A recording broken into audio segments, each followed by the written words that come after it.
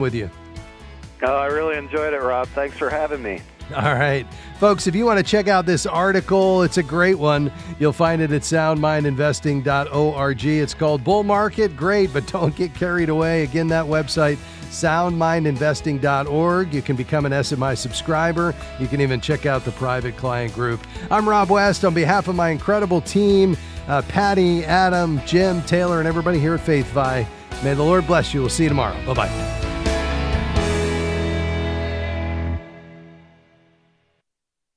The views and opinions expressed in this broadcast may not necessarily reflect those of the American Family Association or American Family Radio. Faith, family, freedom. American Family Radio. Hey, if you're looking for family-friendly entertainment or resources to strengthen your walk with God, there's one name you should remember: American Family Studios. We don't just want to bring you shows, movies, and specials that will entertain or build up your family. We're committed to honoring God by making them both biblically sound and of the highest quality possible. Check us out at AmericanFamilyStudios.net. This is American Family Radio, a listener-supported ministry of the American Family Association.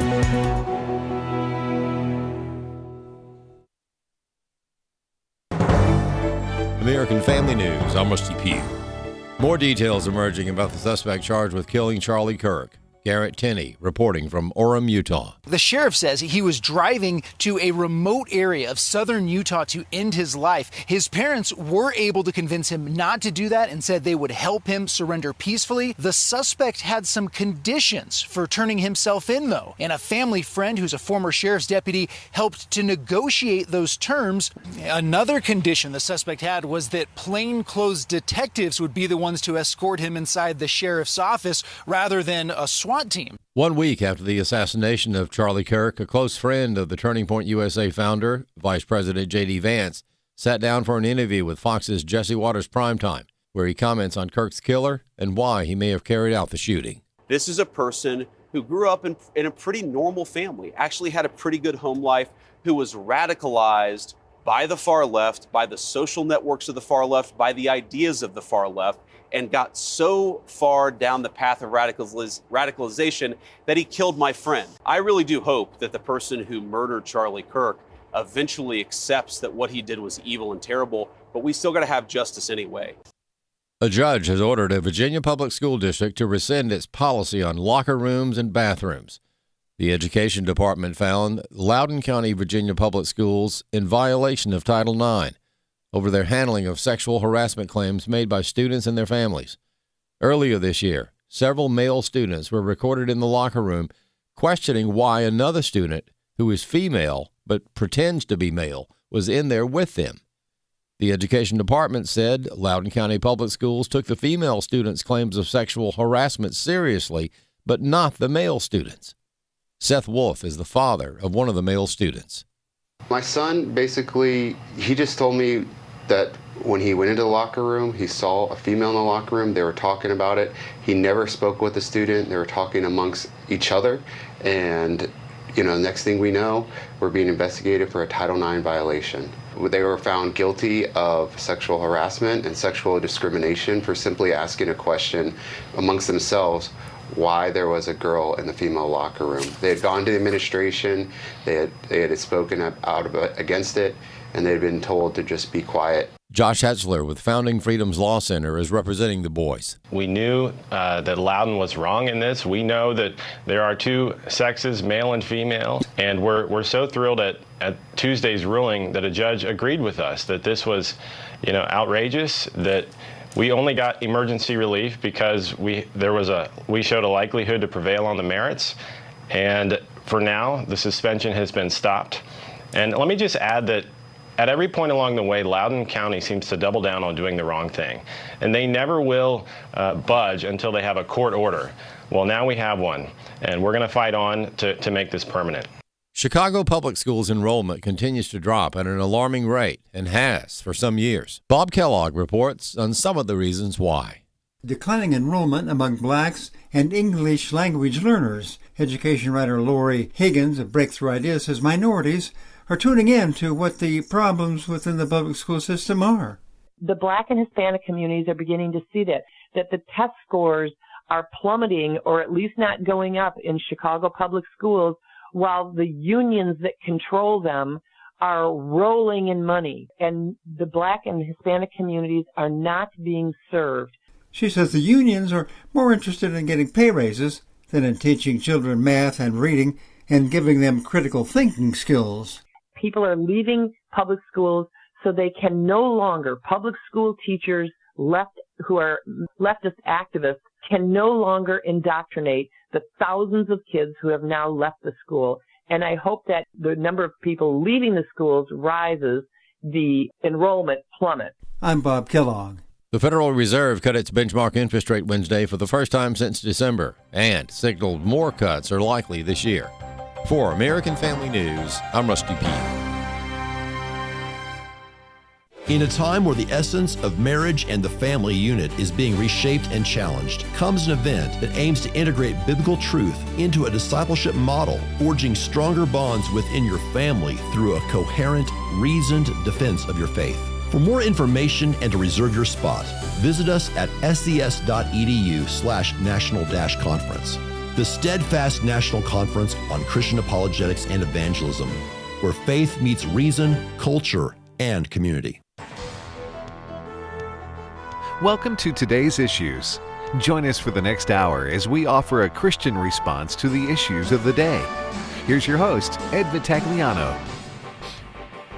And welcome to Today's Issues. It is Thursday, September 18th. Ed Vitagliano sitting in for Tim Wildman this week. I'm joined in studio by Tony Vitagliano. Good morning to you, Tony. Good morning. Chris Woodward is joining us. Good morning, Chris. Good morning. And we are doing some, continuing a few adjustments, so you are seated about as far away from me as you can get. We are not practicing social distancing for those watching on Facebook. Well, we are actually. Yeah. 6 feet. You're absolutely. We're going to party like it's 2020. And you know who's even further away is Dr. Alex McFarland, who's in South Carolina. Good morning, Alex. Good morning, everybody. Good to be with you all. And it could still come through the iPad. When in 2020, COVID could come through. Yeah. You had to wear your mask even on FaceTime. Fauci says, even in your car. You know, I don't want to go into the whole. Yeah, sorry, I didn't mean to open up that the deep well of COVID talk. But I still see people periodically driving in their car with a mask. Oh yeah. Yep. I used to just get frustrated at folks like that. Now I just feel sadness. Because they are clearly scared out of their minds of getting something and dying from it. So, I don't know. It takes all kinds. I do feel compassion for them because you never could. I don't know what the thinking was to begin with. See, I didn't want to go down this path, but I am. You couldn't infect yourself. That's why they were wearing the mask, and now they're continuing to do it. But anyway. My grandkids are going to find my unborn, have yet to be born, long from being born grandkids are going to find pictures someday in the attic and be like, what are they wearing? Mine are probably going to find a mask somewhere to shove down in the couch cushion. This is ancient. We still do have a big box of those masks that were really the worst possible kind. Yeah. If you were trying to prevent yourself from getting some communicable disease. I just don't know what to do with them. When do you use these things? So anyway, I said I wasn't going to do it, but I did it, and now it's done. All right, Chris, let's go ahead and crank up the news. Crank up the volume. We're going to begin with a story about ABC, which is owned by Disney.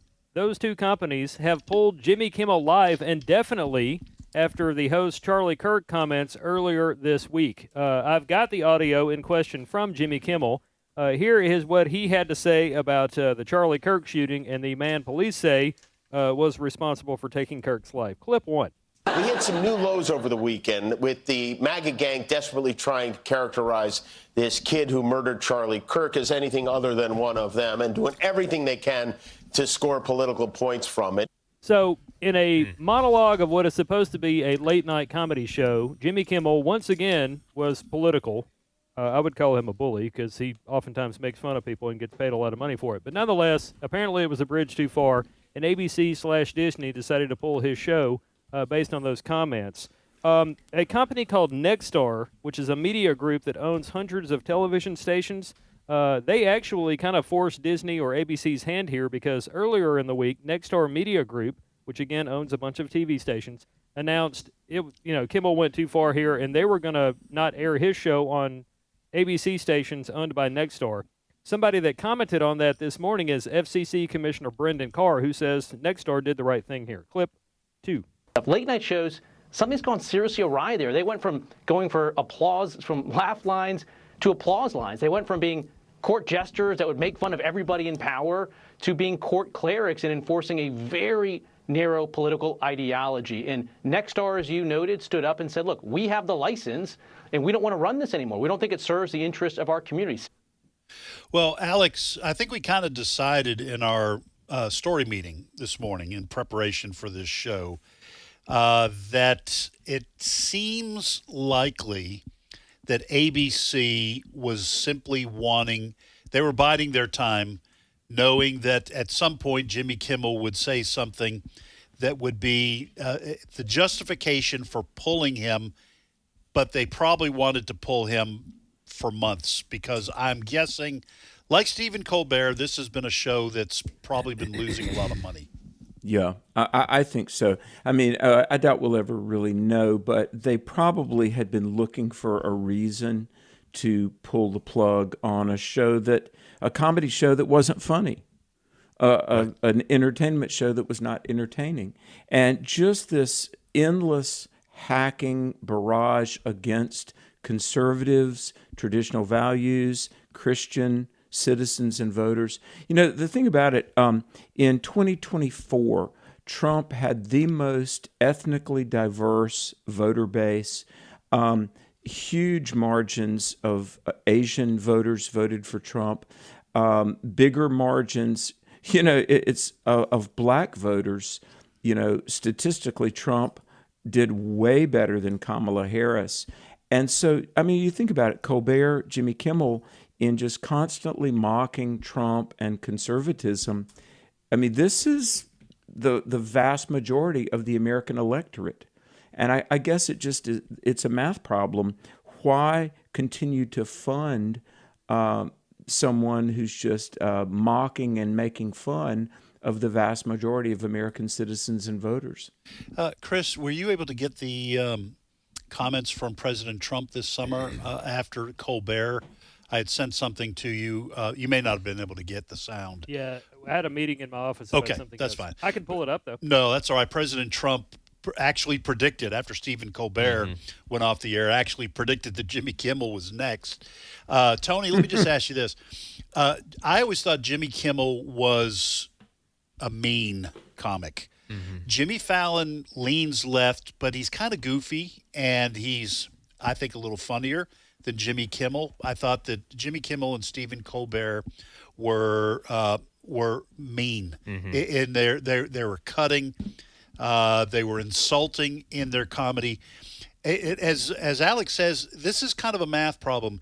When you set out to make political comments the centerpiece of your comedy for a show like Jimmy Kimmel, you are going to immediately lose half your audience. If you do it over and over again, you're going to lose half your audience, the half that disagrees with your political slant. And then you're going to go up against already the trends when it comes to entertainment away from the major networks. So you're going to be losing people there. And then if you're doing the same thing over and over again, comedy-wise, you just get boring. And I think this is why Colbert and Kimmel have bled so many viewers. Yeah, I found the statement from President Trump over the summer. Would you like me to read it? Sure, go ahead. Okay. On July 18th, 2025, President Donald Trump took to his Truth Social platform to say, I absolutely love that Colbert got fired. His talent was even less than his ratings. I hear Jimmy Kimmel is next. Has even less talent than Colbert! Exclamation point. Greg Gutfeld is better than all of these combined, including the moron on NBC who ruined the once great Tonight Show. Talking about Seth Meyers. And actually, that's Jimmy Fallon. Yeah, Jimmy Fallon. I get my late night host. I mean, this is another thing that kind of irritates me. Well, I can't say I'm very sad about this. I'll put that in as that's the nice, passive Christian response. I'm not sad about it.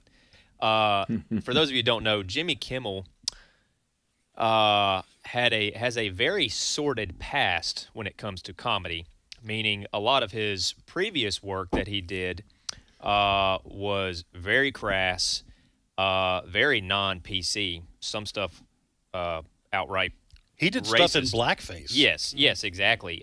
Very demeaning towards women, misogynistic. And then what he does, and this is what a lot of people in Hollywood do, they kind of pull up the ladder behind them, and they don't have to give an account for anything they've done in their past. But by golly, you better have your act together, or they will start wagging the finger at you in a heartbeat, which is what he's been doing to Trump for the last 10 years, wagging his finger at him, calling him all kind of names, making fun of him, when he's never had to give an account for the things that he has said and that he has done. And now this is it's kind of come full circle back on him. I remember, you can go back and watch the clip of him after Trump won in 2024. He was saying, let's be honest, it was a terrible night last night, listing off all the groups that would be negatively impacted. And he even said it was a bad night for everyone who voted for him too. You just don't realize it yet.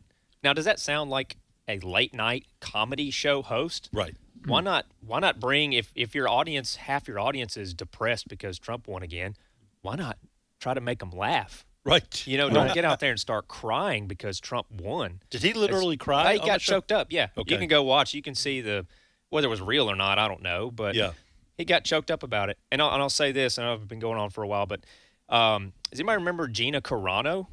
Also got fired. From The Mandalorian. Disney also fired Gina Carano for making comments it wasn't even incendiary. She was just making comparisons about people being hated for their political views, drawing comparisons to, the Nazis going after Jews and stating, historical fact. But she was also fired for it. So I can't say I'm surprised. Kimmel makes $15 million.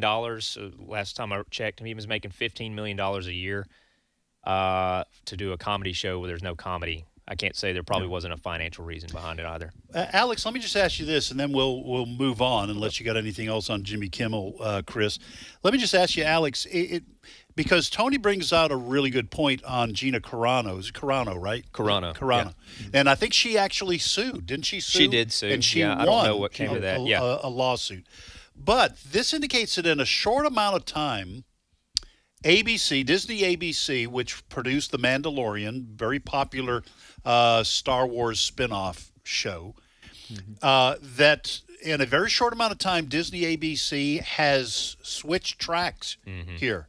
They have gone from being woke and punishing conservatives now to launching Jimmy Kimmel. Now, that was in 2021. Gina Carano was fired. 2021. Right. So this, I'm not sure exactly what's going on. Now, as far as I know, Jimmy Kimmel has been booted. I don't know that it's permanent. Maybe permanent, is probably permanent. But what's happened here? What is happening? Is there a cultural shift? And if so, do you think it's because big corporations are paying attention to the fact that Donald Trump won the popular vote? It's hard to believe that this is a change of heart or mind on the part of these big companies, but something's happening. Yeah, I don't know the connection between Disney's television interests and Disney's movie interests. But several months ago, not that I sought it, but I found myself doing a ton of national media about the woke Snow White remake. Yeah. Right? Now get this. Disney lost total estimates $410 million on Snow White. And the funny thing, before it was released, the star, I'm trying to remember who they had starring in Snow White, but it was a PC person it was a non-Caucasian in the lead role of Snow White. I forget, Rachel Zegler. Yeah. And she was in all of her media interviews berating the families that would see this, actually berating, she said the story was lame. This the is the original story of Snow Yeah, White. yeah. I mean, so you've got this product rollout, and you've got the face, the voice, the star is just basically doing an eye roll, like, why do I have to do this lame story? And I'm not going to do Someday My Prince Will Come, like a woman needs a man to show up and help her. I mean, and it was just like this, comedy of errors, all this. And so Disney loses $410 million on the woke Snow White reboot, right? Yeah. And I don't know if the film and TV divisions overlap at all, but I guess my point is they're finding out the old axiom, go woke, go broke. And like, Jimmy Kimmel, let me say this, and I'm not giving an endorsement to all these people, but like Johnny Carson and David Letterman, and I'm not a fan of Letterman. He's a lefty. Right. Or Conan O'Brien, who I do appreciate a little bit, because occasionally Conan would bring in his Catholic values, his marriage. At least Carson and Conan were kind of intelligent comedy. Whereas you've got like an Andrew Dice Clay or a Jimmy Kimmel, and I'm going way back with Andrew Dice Clay. Right.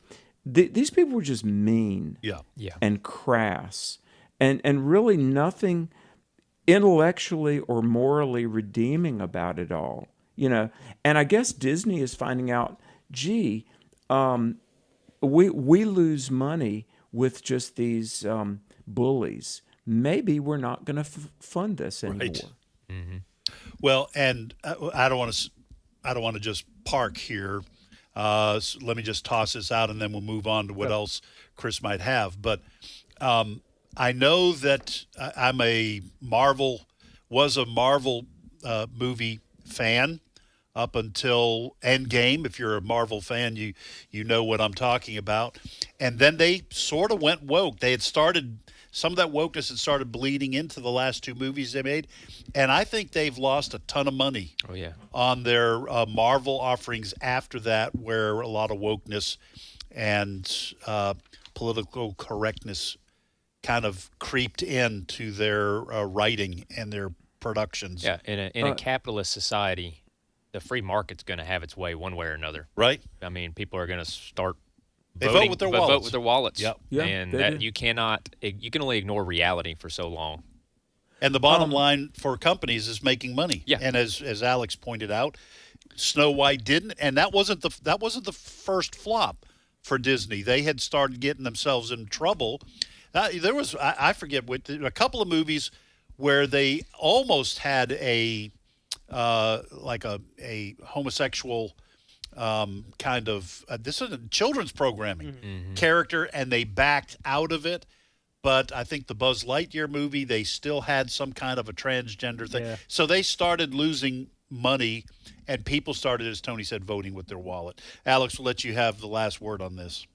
Ed, and I'm going to show my ignorance about comics here, but was Marvel the franchise that was associated with the writer Stan Lee? Yes, that's right. I had heard that he became a Christian before he died. I think he died 7 or 8 years ago. But at any rate, it's interesting how Marvel and how woke they got, and if they have stayed or will stay woke, I don't know, because I don't know much at all about comics. I really don't. But I remember, DC and Superman, Truth, Justice, and the American Way. And Marvel, I mean, at one time, weren't comics pretty wholesome, Ed? You have to go back a long time for that. Yeah. In the 80s and then in the 90s, they went really edgy. Edgy and woke. Okay. And not just woke in terms of issues like race, but on issues like homosexuality, where they had some of the first homosexual superheroes. Immigration. I think there was a very controversial comic. I don't know that it was Superman or what, but where Superman was fighting against those wanting to lock down the border Wow. So anyway, a lot of that crept into comics. I would say before it did into movies, and comics. I will say, and I'm not sure exactly when this started. There was always a lot of emphasis on a woman's figure. Let me just put it that way. Yeah. But they became almost dirty. I haven't bought a comic in forever, but I did write some stories on it for the AFA Journal, our magazine as it was known years ago, because they had really gone off the deep end. Yeah. And we're not kid-friendly. This is why Christians need to be involved in the arts. Yes. When I worked for Focus, I wrote a lot for Plugged In magazine, which was kind of trying to help families make appropriate entertainment choices. Yeah. And, I would say to parents, we need to help our children have discernment about what entertainment and media they ingest. But this is why, in music, literature, film, the arts, Christians need to be involved in creating good art because the worldview does show through. Yeah. It does. There was an alternate storyline of some Superman comics in which they kind of flipped the script, and Superman was sent, and his little capsule landed in the Soviet Union, and he was raised a communist, and he ends up becoming like the leader of the Communist Party in the Soviet Union. Yeah. They've actually made that into an animated movie.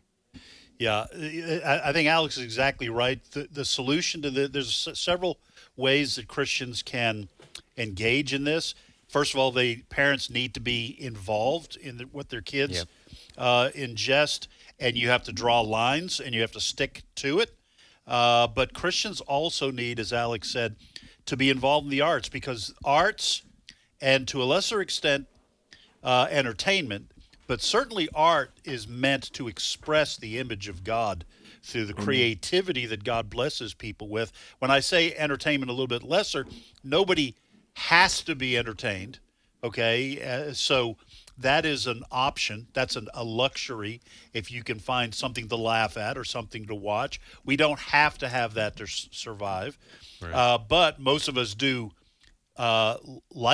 and whether it's sports or movies or television shows, what have you. So we've got to be paying attention to what we're watching and listening to, because I've taught on this in my Sunday school class that I have taught in the past. You wouldn't allow a false teacher into your living room and sit your family down and say, go ahead, tell us something that's not true. Preach to us about the lies of the devil. No responsible parent is going to allow a false teacher, a known false teacher, to have 2 hours with their kids. But when it comes to entertainment, parents do that all the time. Mm-hmm. They let someone into their home to talk to their kids and to preach to their kids for 2 hours, 3 hours, whatever it might be, risking their souls. Most parents do that out of ignorance, but the time for that is over. Your kid can be turned from someone who loves Jesus into someone who doesn't fairly quickly. I have a daughter that's talking about going to college, and honestly, after working here for 15 years, it scares me to death. Yeah. Like that, God forbid. I have no reason to think that she would go down that road, but a lot of people that Alex has talked to and ministered to through exploring the Word, a lot of people have talked about, I don't know what happened, but my kid went off to college and came back a completely different person. Well, Alex, we got about 60 seconds before the break. You want to address that? Do you see that when you speak on college campuses? Yeah, I mean, it's all about worldview. It really, really is. And I think that we need to, from toddlerhood up, help children understand, yes, the love of Jesus, but the Word of God and biblical worldview. Biblical worldview. That's right. All right. Well, folks, you're listening to today's issues on the American Family Radio Network. Ed Vitagliano sitting in for Tim Wildman this week. Tony Vitagliano, Chris Woodward, Dr. Alex McFarland are joining me as we discuss the issues of today. Folks, you ought to kind of bookmark that last 30 minutes, 25 minutes we had. That is why American Family Radio exists. We talk about what's happening, but we talk about why it's important. and what the context of things like entertainment, and what the context is for Christian worldview, but also for protecting your family. So when we come back, MD Perkins, director, he's a producer at American Family Studios. He's directed films that you have heard of, that we have produced here at American Family Association. He's going to be in talking about free speech. Want to make sure you join us. Don't miss that. We'll be right back.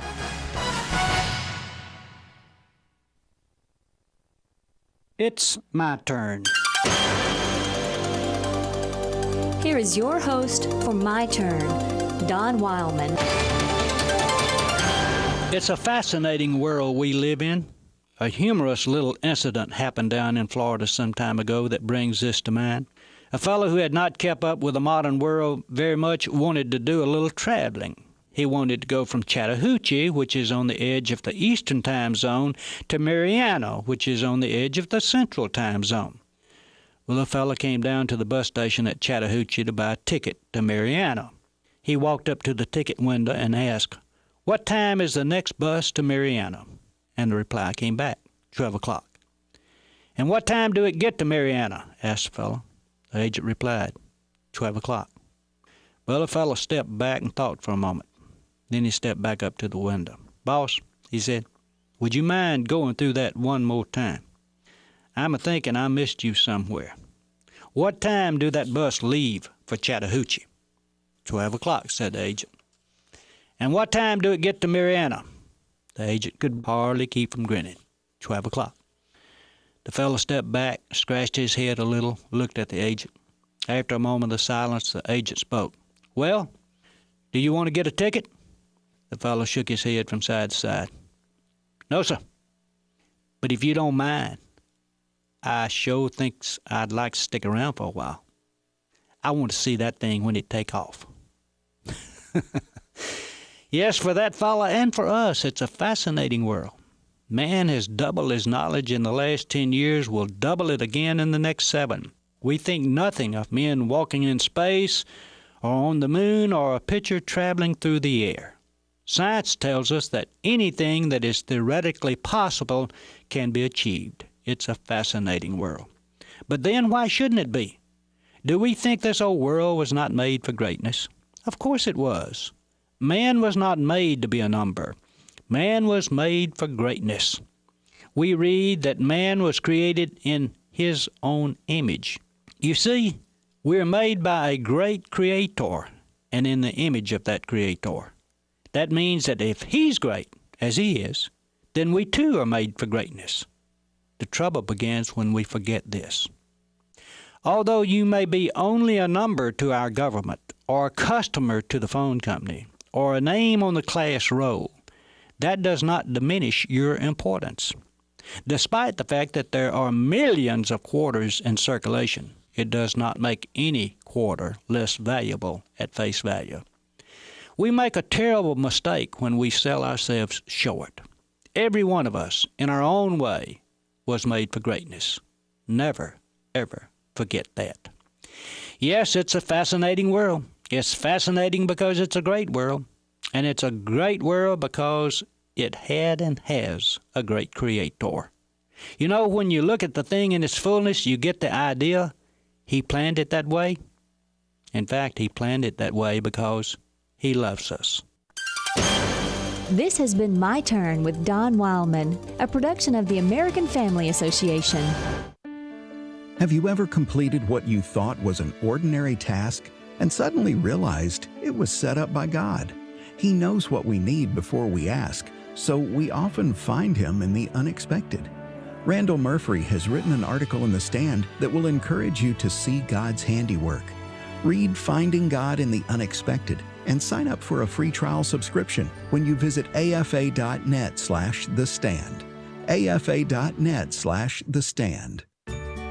You will seek me and find me when you seek me with all your heart.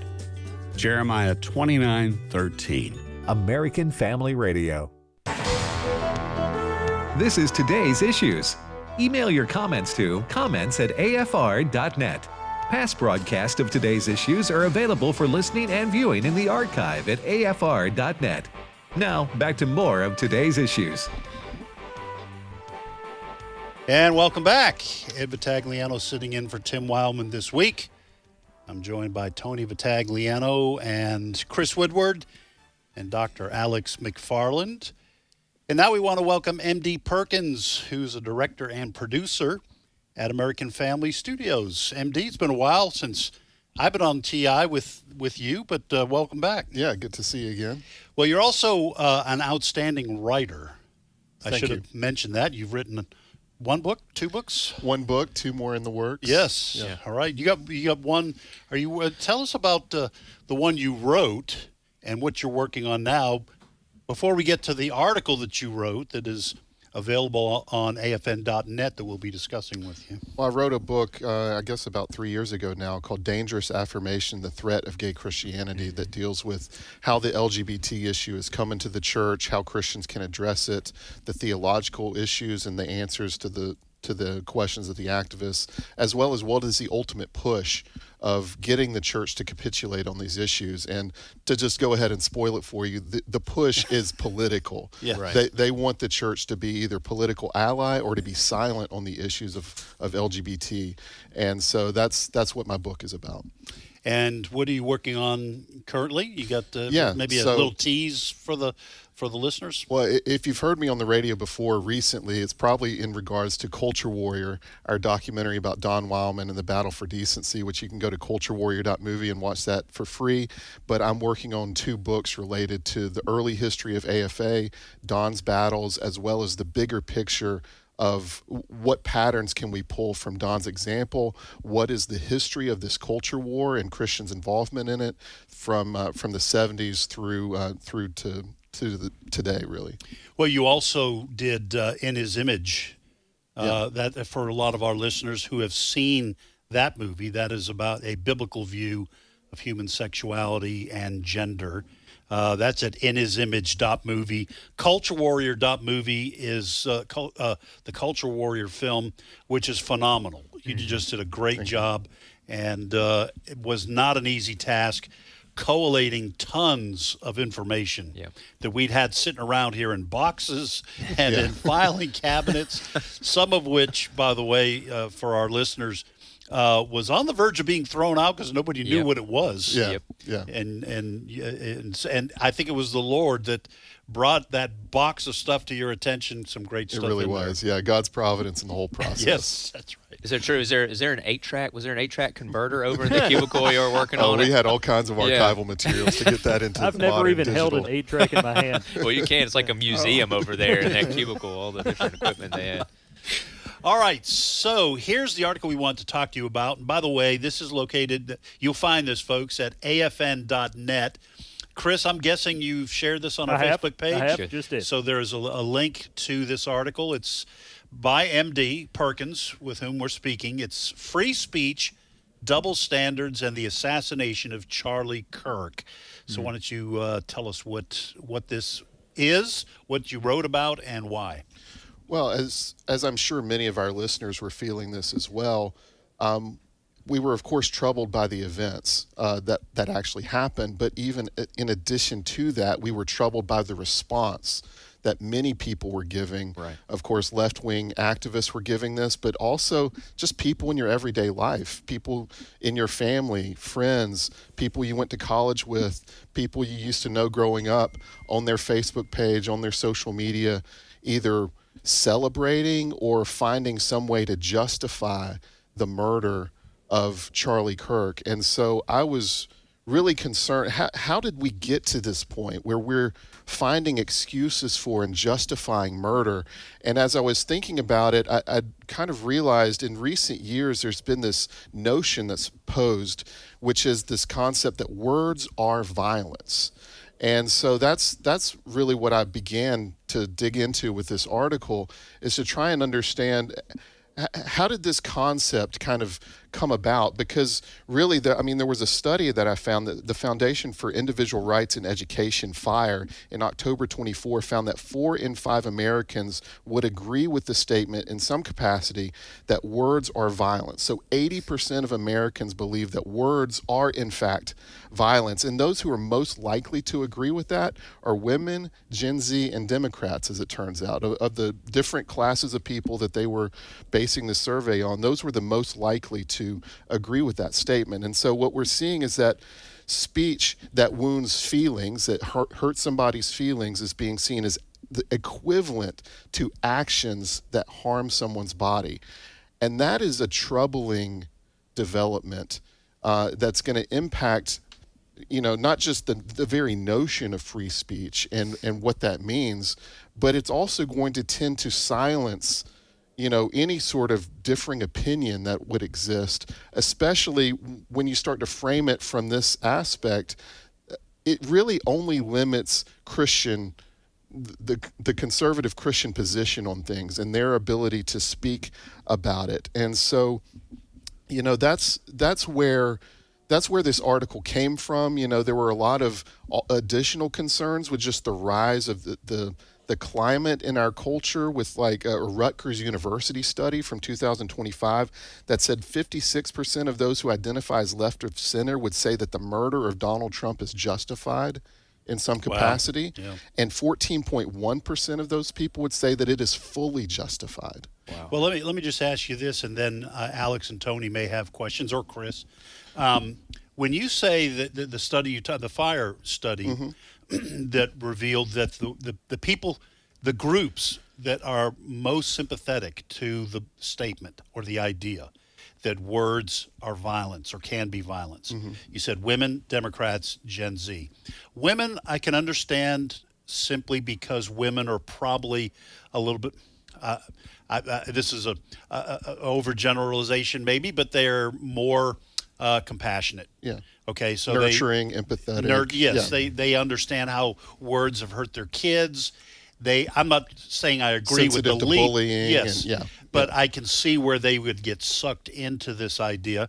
Democrats, I certainly understand, because more and more that party is being taken over by radical leftist groups, which use this idea that words can be violence, as you said, to bludgeon conservatives and Christians.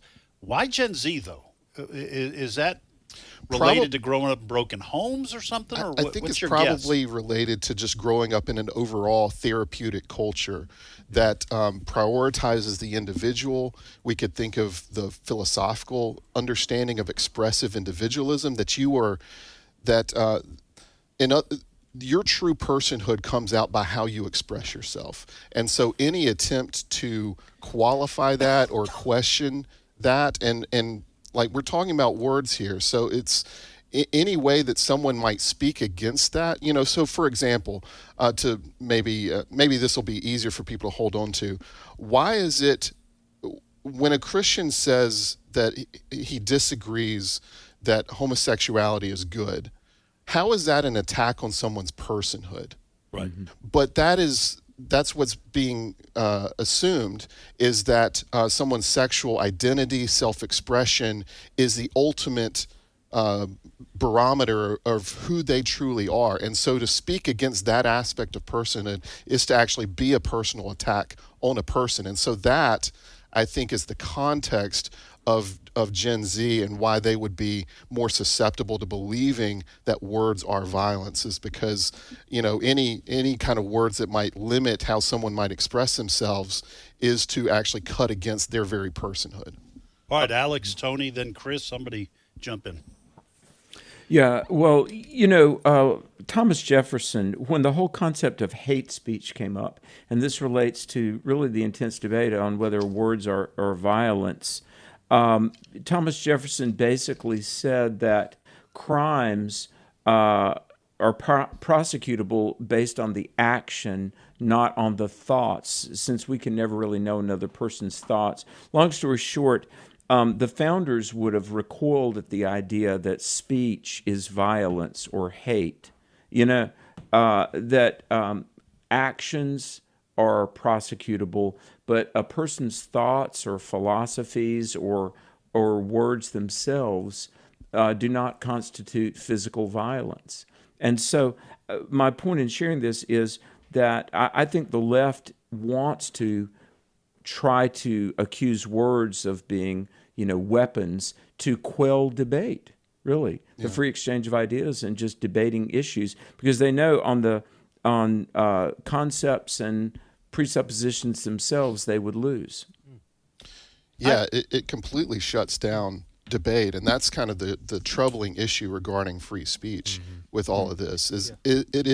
It is intended to silence.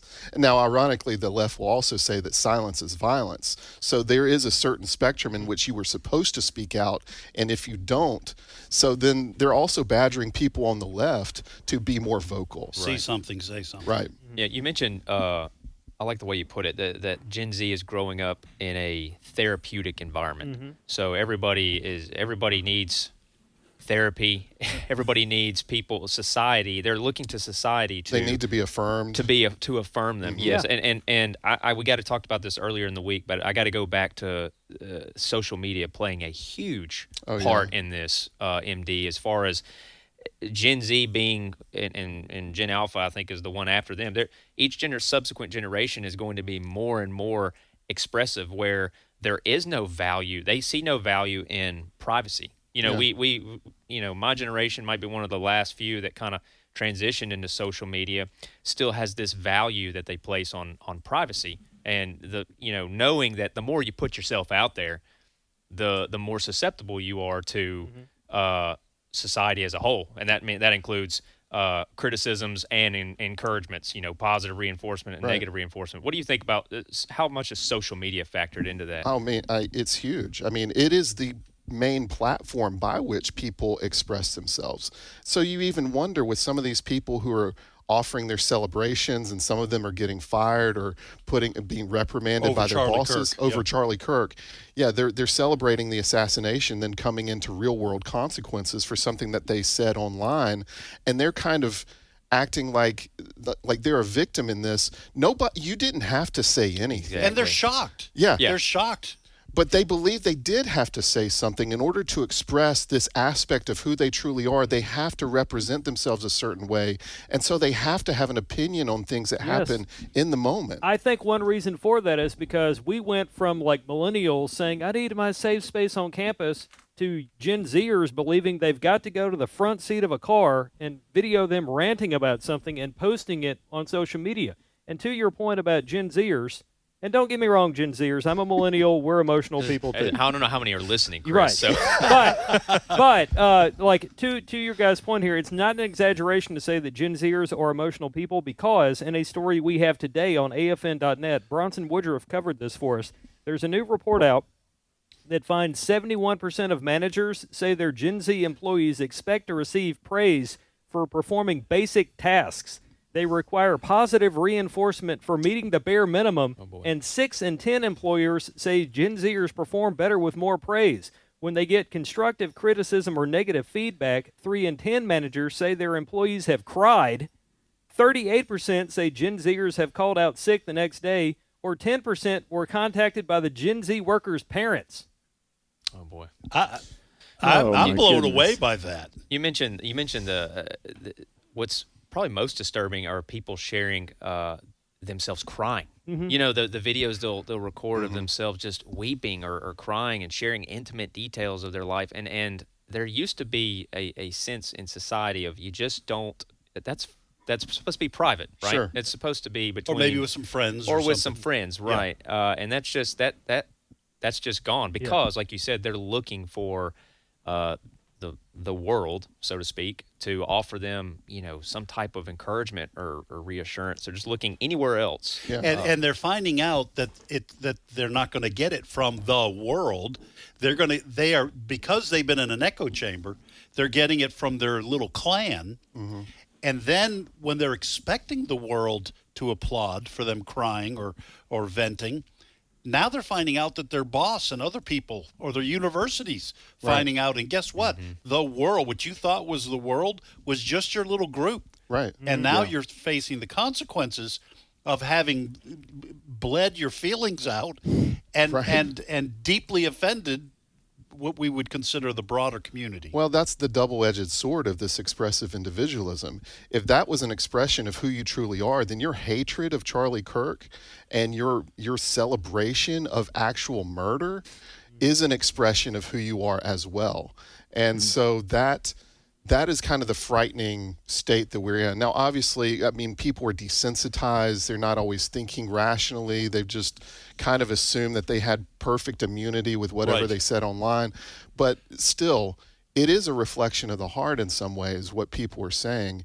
And they're coming up to that, against that reality. Well, I've seen two kinds of consequences here that have kind of driven this point you're making home. Okay, one is in response to teachers who have celebrated the death of Charlie Kirk.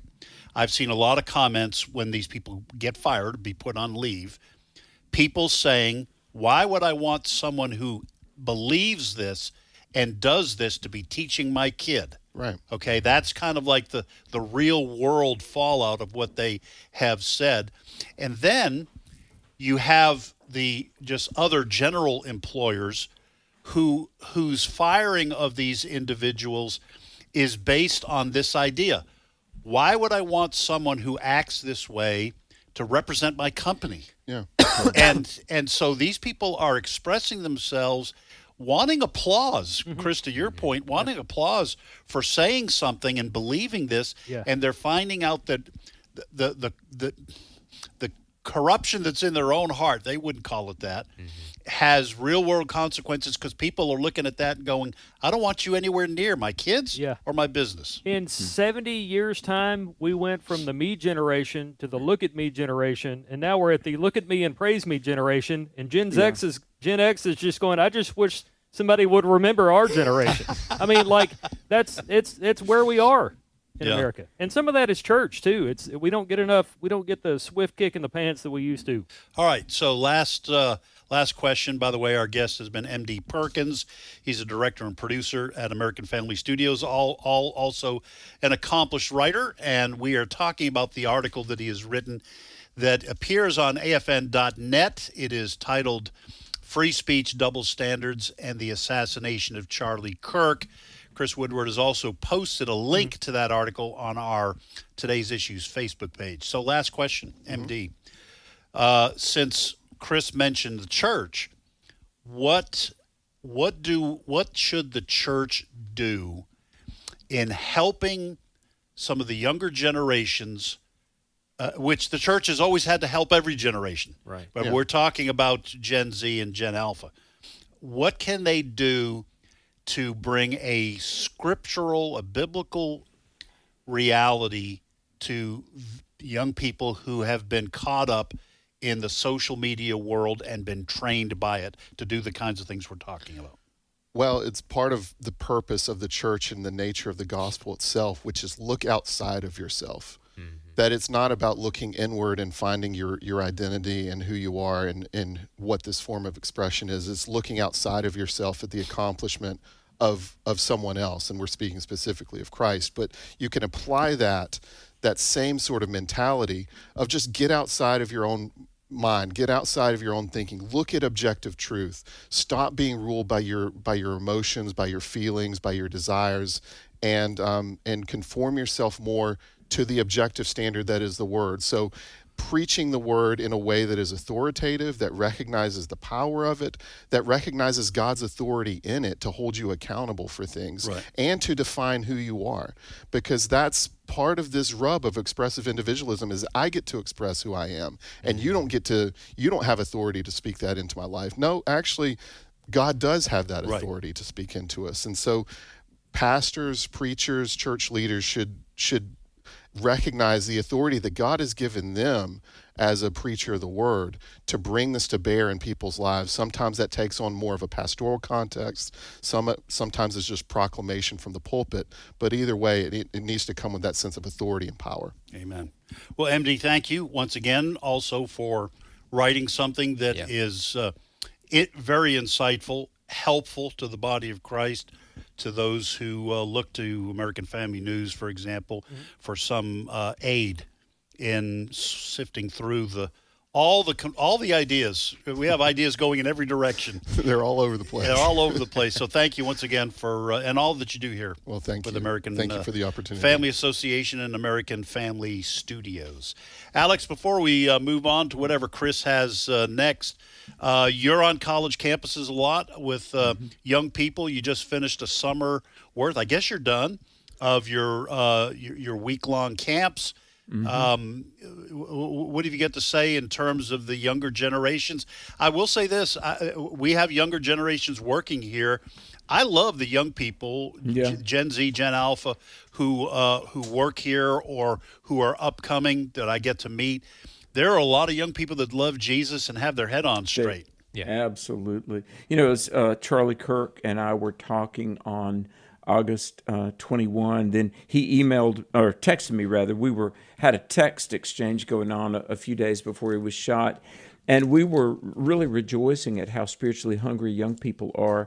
And I mean, he gave the full biblical, unadulterated gospel. So do we. And I mean, middle school, high school, college kids are eating it up.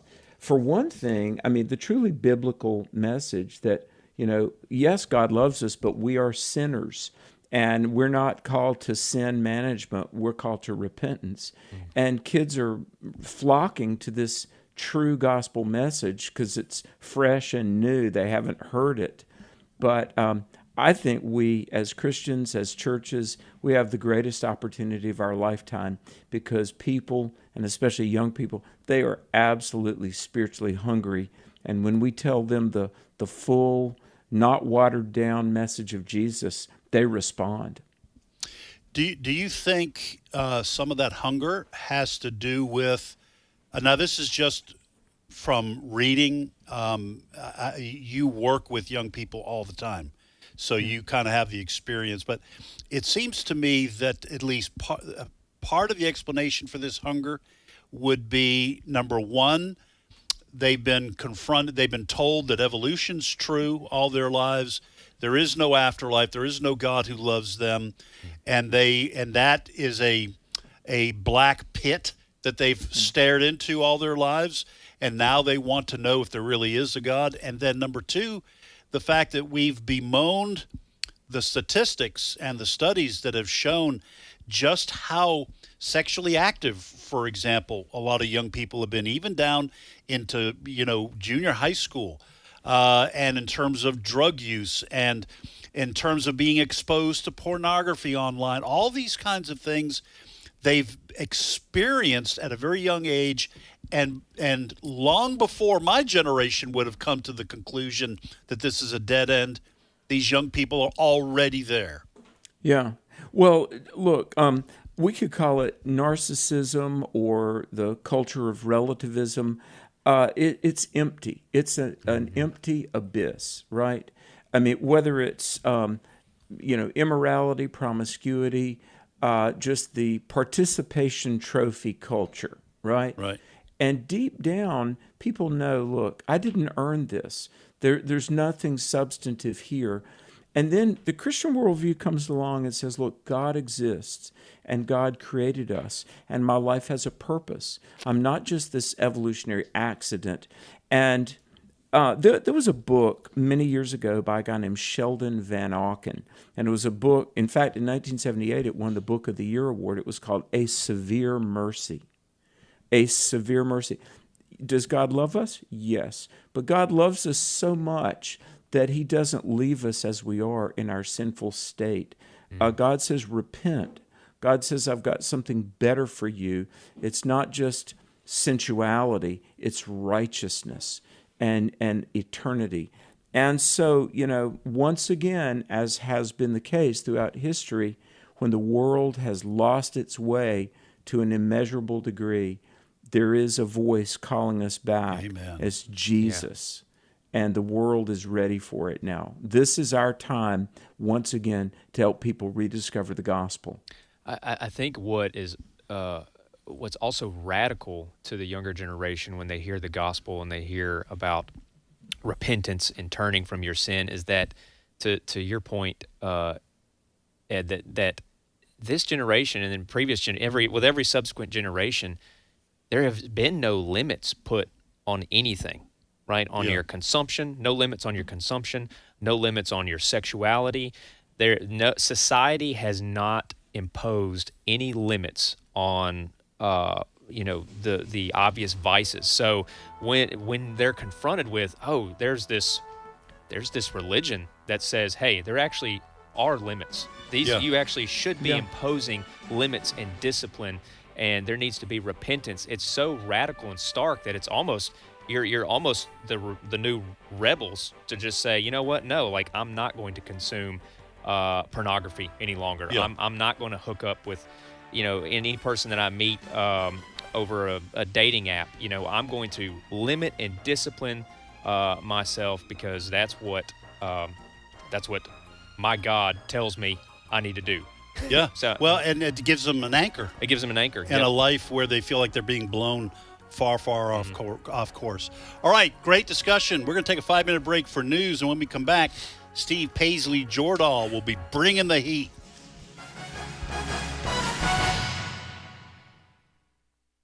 The views and opinions expressed in this broadcast may not necessarily reflect those of the American Family Association or American Family Radio. Faith, family, freedom. American Family Radio. Sometimes being an insider means you understand the joke that only certain ones really know. Other times, it gets you into exclusive places. As an AFA insider, you'll get information about issues and policies that can dramatically impact our families and our Christian rights, and you won't have to travel to D.C. or even dress up to get it. Find out more and sign up at afa.net/activism. This is American Family Radio, a listener-supported ministry of the American Family Association.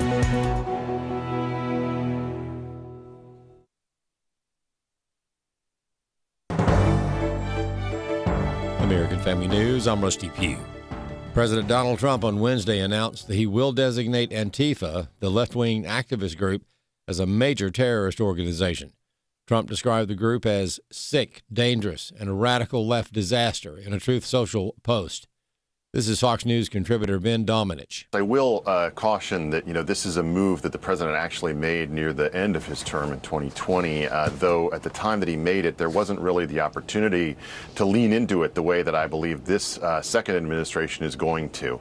Namely that Antifa, to your point, is not just some vague ideology, as we were told by Christopher Wray and others at the time. Right. It's actually an organized group, and they've performed organized activity across the country in attacking multiple different places, cities and facilities, including most recently in North Texas, where someone attacked an ICE facility there. This is a situation where you have these domestic terror cells that are organizing online, and they deserve to be investigated, particularly when it comes to the financial backing that they receive. Republican lawmakers are sounding the alarm about a Biden-era FBI investigation that allegedly included dozens of conservative groups.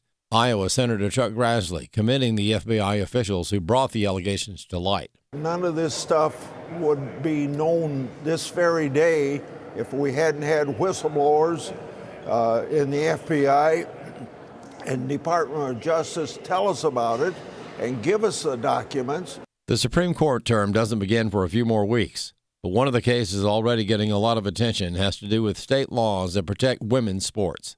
There are two cases going before the Supreme Court. One's from West Virginia, the other is Idaho. And at issue is whether states can bar males and females sports.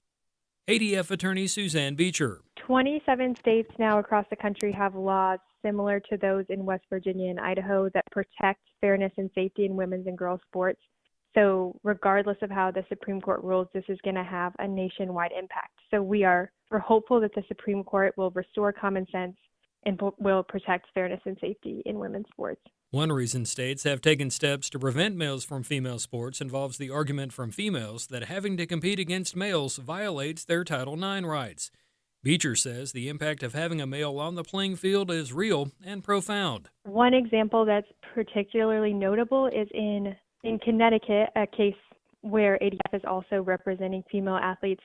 There were 2 male athletes who identified as female, and they took 15 girls' state championship titles and set 17 records in track and field for girls in Connecticut. So there's a huge impact because of the physiological differences that males have over females. So all it takes is one male athlete to make it not a level playing field. I'm Chris Woodward. A New York State pro-family leader says there is a silver lining if far-left socialist Zohran Mamdani is elected mayor of New York.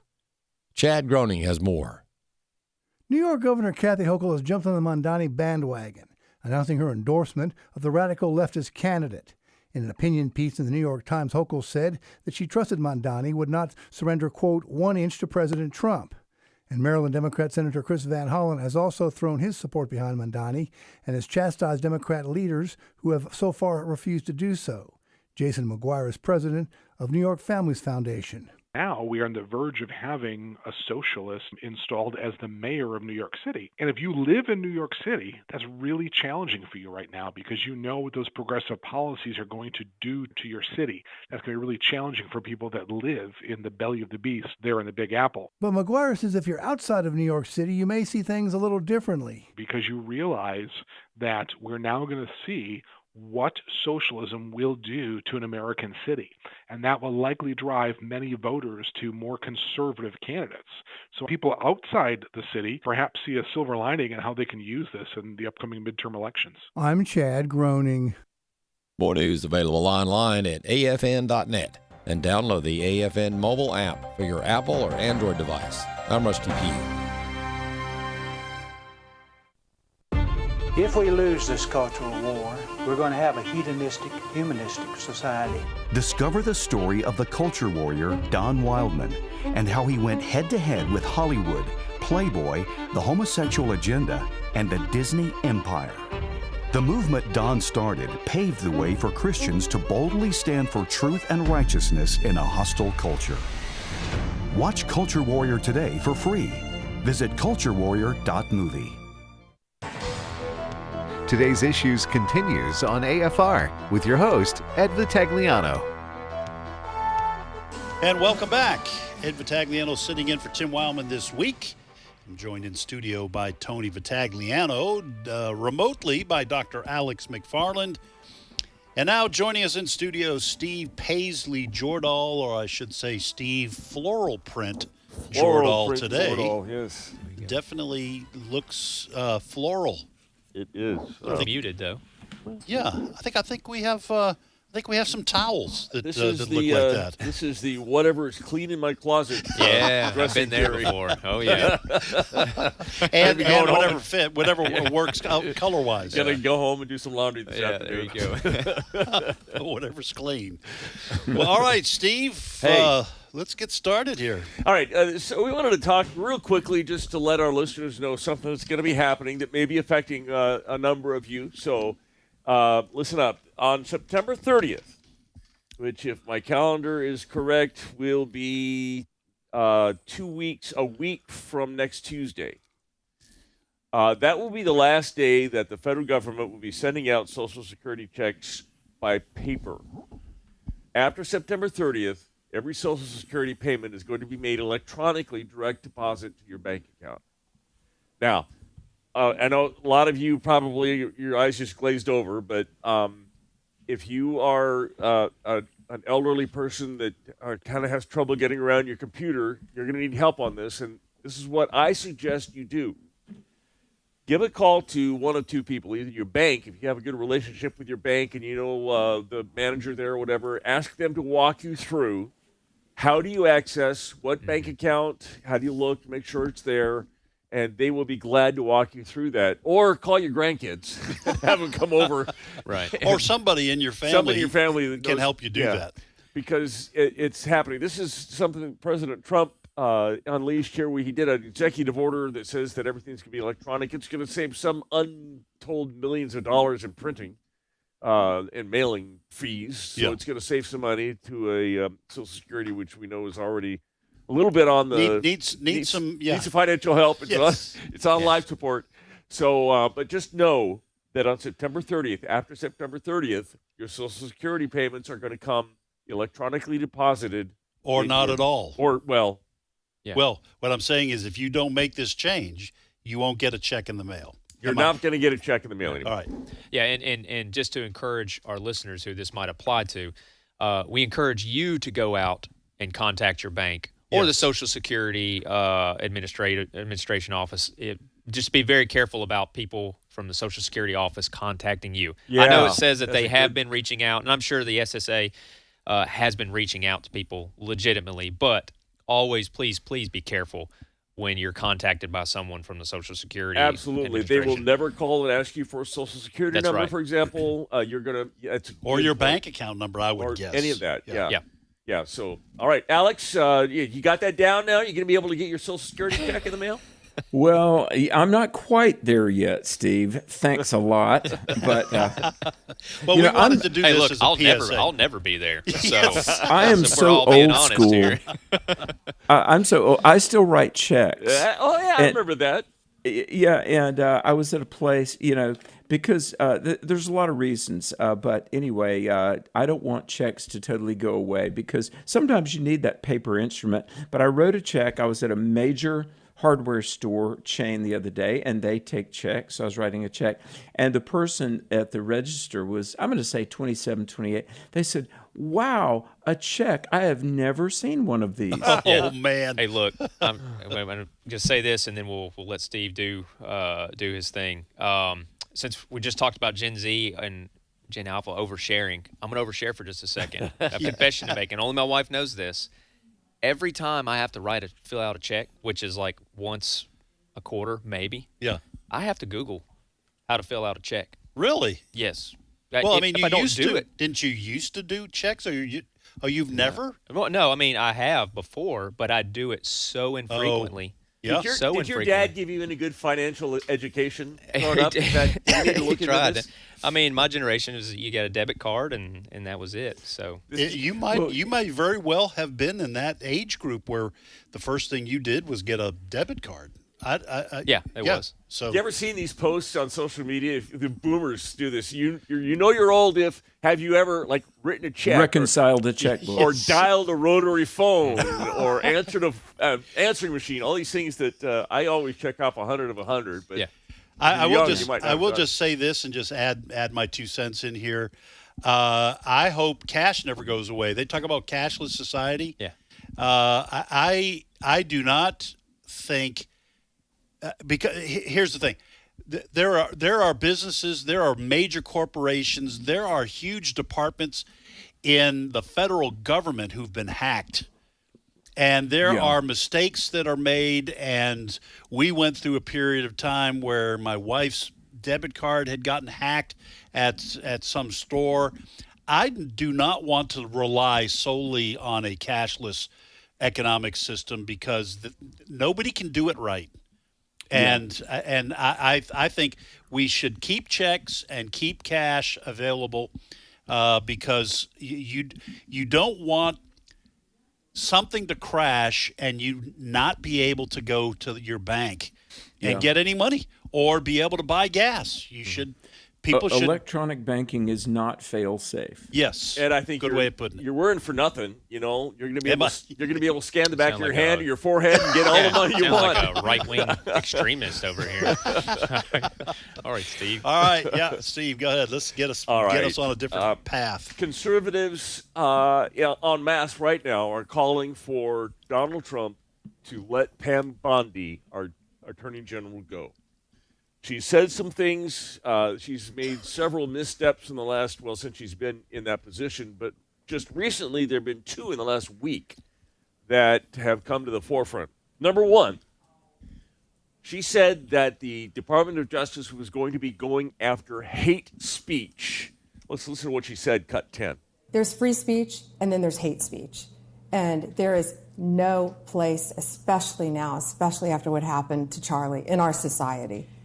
Do you see more law enforcement going after these groups who are using hate speech and putting cuffs on people so we show them that some action is better than no action? We will absolutely target you, go after you, if you are targeting anyone with hate speech, anything. And that's across the aisle. Oh, it's all right. Now, I had not heard that whole quote. I had just read some things about what she had said.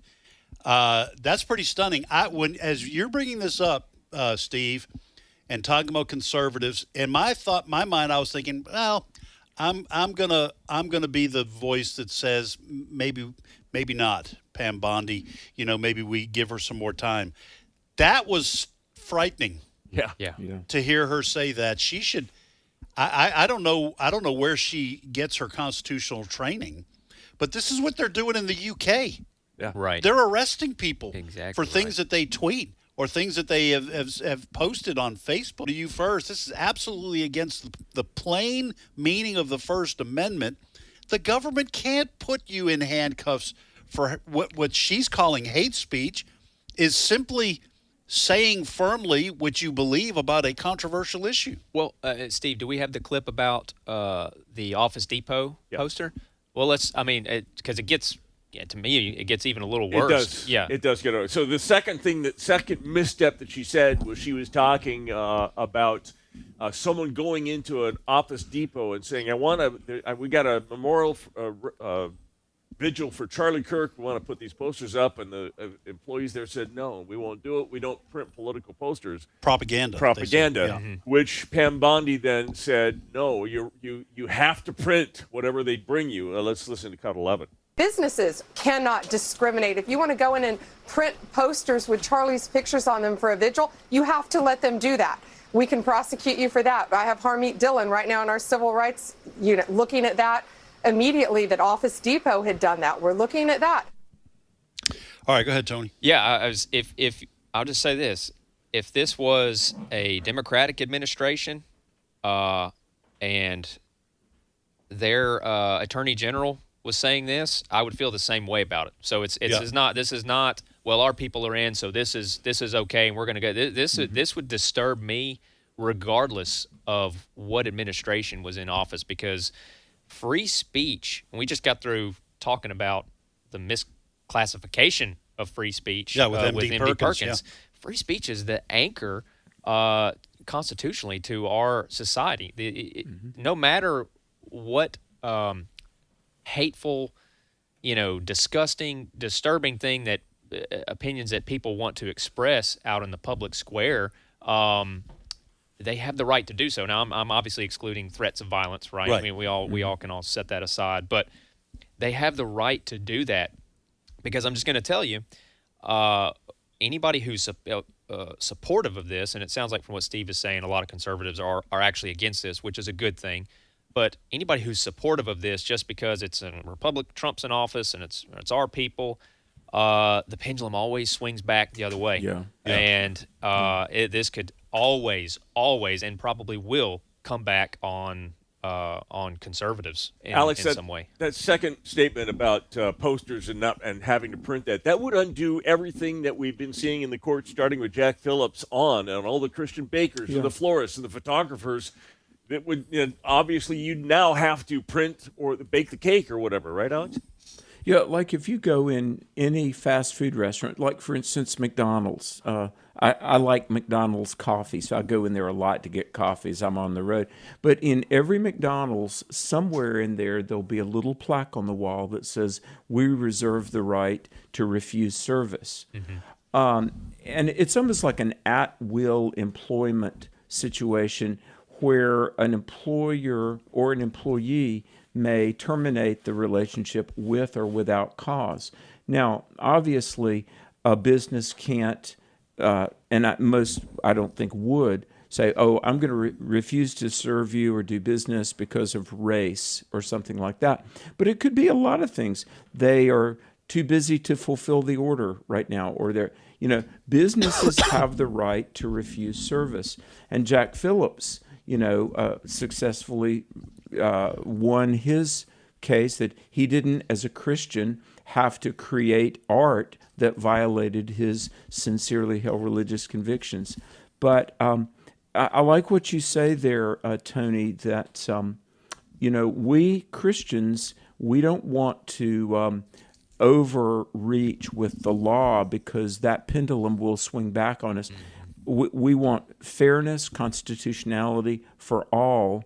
We don't want our rights suppressed, and at the same time, I don't want the rights suppressed of those that I ideologically disagree with. It's interesting you brought up the race thing. I wanted to play you a little clip. I was listening to Matt Walsh and his podcast, and he brought up, in the perfect world scenario, if we had a perfect world and we were defending the Constitution like we should, this is what might happen if you say, for example, you go into a restaurant and said, I'm not going to serve black people, cut 14. If you let them refuse service for a gay wedding, then what happens if, next thing you know, you have a restaurant that says, well, we're not going to serve black people? What has our response been to that? They say, well, should a restaurant be able to refuse service to black people? Yeah, they should. Actually, they should have that right. You should be able to refuse service to anyone. You should not be compelled by the government to provide service to anybody. It's your company. It's your business. You can do what you want. However, what have we always said? It's like, okay, well, first of all, it's not going to happen. Okay, no restaurant is going to say we're not going to serve black people. It's not just not going to actually happen. And if it did, that restaurant would be out of business in like 50 seconds. Okay, by the end of the day, they'd be out of business because many other people in the free market using their free speech would be calling attention to that. And that company would be out of business almost immediately. That's how these things would work, which is why you don't need the government stepping in. So, you have to, litigating these sorts of issues. Is he done? I don't know. Okay. Yes, I think he's done. Okay. All right. Well, Matt Walsh is in the room with us, so we just want to interrupt him. Yeah, That's right. Okay, so I'm going to take just a slightly different tack here. I understand what Matt Walsh is saying. He's saying in a country that is run solely by the free market, then he's making the argument that every business owner should be able to do whatever he or she wants. Okay, that to me, that's a separate issue from the world we actually do live in, where the Civil Rights Act has a short list of people that you're not allowed to discriminate against, and on the basis of race. I think in gender, age, I think there may be some of those. I don't remember the whole list. Because these are immutable characteristics. Yes, they are. So, but I understand what he's saying, that the free market would, and in this day and age, it probably would result in a company going out of business. But in the 60s, it wasn't that way. And so that's why the law was passed. So anyway, anybody else want to make a comment on that? That's fine. That's my take on it. This is the definition of what is included in the civil rights thing. That's been at the heart of some of these disagreements, though. For example, we talked about Jack Phillips. He was charged by Colorado's civil rights community, who said someone's sexual orientation should be folded into the civil rights thing, and therefore you shouldn't be able to discriminate on someone's sexual orientation like you shouldn't be able to discriminate on someone's race. So that whole thing is in the middle of I understand, but at the same time, the argument on behalf of Jack Phillips was that the First Amendment supersedes even the Civil Rights Act in considering that freedom of religion and freedom of speech was something that could not be coerced. So either Alex or Tony, you guys have anything you want to add to it? I got to say this. The thing about that making homosexuality protected under the umbrella of the Civil Rights Act, we've got to be very careful. A behavior is not an ethnicity. Right.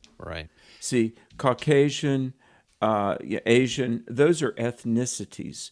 But homosexuality and transgenderism, those are behaviors that are mutable. They change. Right. And the Harvard Law Review recently put out, somebody wrote an article, and it's scary, folks, the case against immutability. See, our natural rights are based on immutable characteristics and situations. I mean, we've interviewed many former homosexuals. You'll never meet a former Hispanic. Right. Or former Caucasian. Right. But anyway, we're a nation that needs, on the legal level, I'll put it this way, we need to affirm moral truth. On the spiritual level, we need a revival. Amen. And I think we're all in agreement that Pam Bondi's just wrong on both of these. And needs to be replaced. And I'm gonna say yes. After I was hesitating to say that, but if she doesn't know something this basic, I think she's in over her head in her position. So we'll have to wait and see what happens to her. All right. Let's dial it back a little bit, get a little less serious here. I have really bad news for all woke ice cream lovers. Jerry Greenfield, the co-founder of Ben & Jerry's, has resigned from the company. This is what he wrote. It's with a broken heart that I've decided I can no longer, in good conscience and after 47 years, remain an employee of Ben & Jerry's. I'm resigning from the company Ben and I started back in 1978.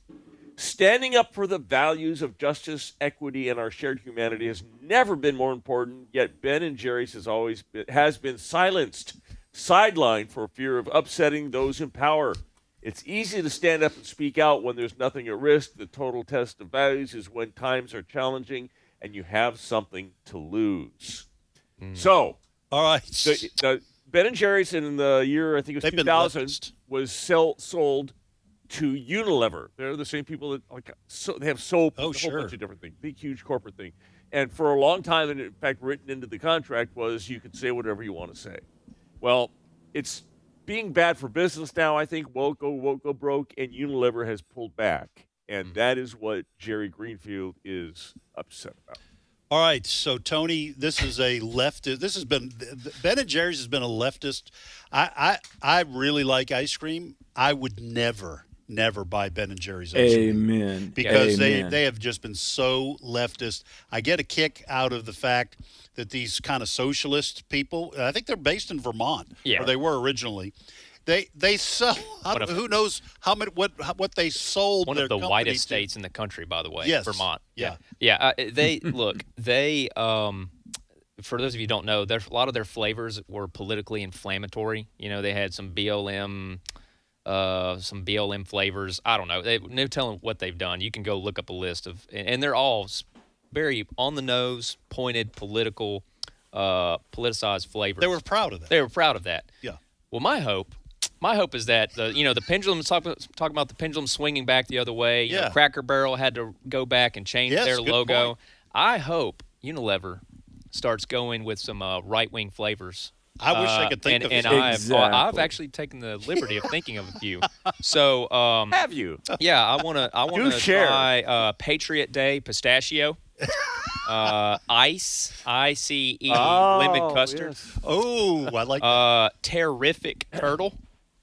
Terrific turtle. That one didn't land too much.